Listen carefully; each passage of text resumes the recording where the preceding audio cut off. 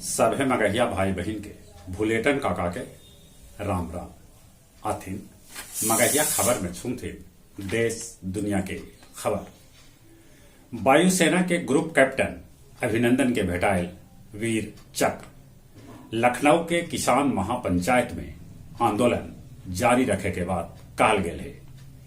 बिहार के विश्वविद्यालय में किताब खरीद में भारी घपला होल है।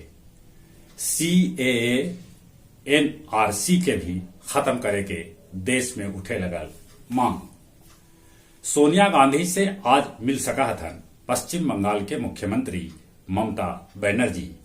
विपक्षी एकता पर हो सका है विचार विमर्श। लालू यादव एगो केस के मामला में दिल्ली से पटना अयलन।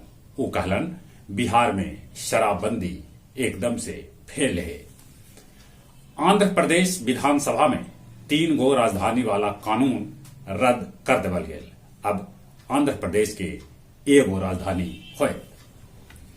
रबी बुआई के समय आयल तब बाजार से DAP खाद गायब हो गए। किसान सभे के हो रहा है भारी परेशानी। राज्य के 10 गो जेहल में खोलल जाए पालना घर। एकरा में पटना, बक्सर, मोतिहारी, बेतिया, मुजफ्फरपुर, पूर्णिया, भागलपुर और आरा शामिल है। पूर्वी चंपारण में 3 गो ATM काट के चोर उड़ा ले गलन 42 लाख रुपया।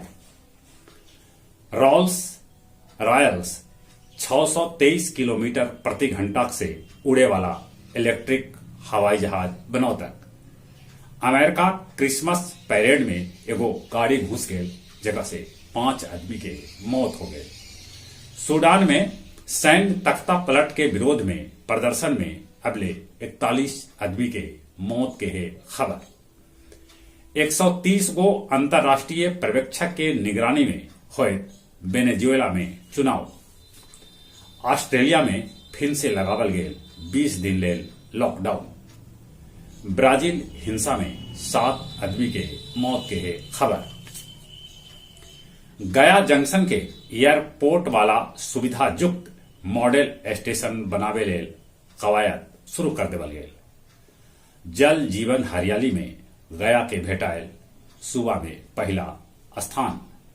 नक्सली हिंसा के चलते इमामगंज और डुमरिया के कैखन गो पंचायत बूथ के नीचे शिफ्ट कर देवल गेल। चप्पा चप्पा पर रहतन अर्धसैनिक बल तैनात। अब कुछ खेल के समाचार। न्यूजीलैंड के साथे पहल का टेस्ट खेले लेल भारतीय टीम कानपुर पहुंचल।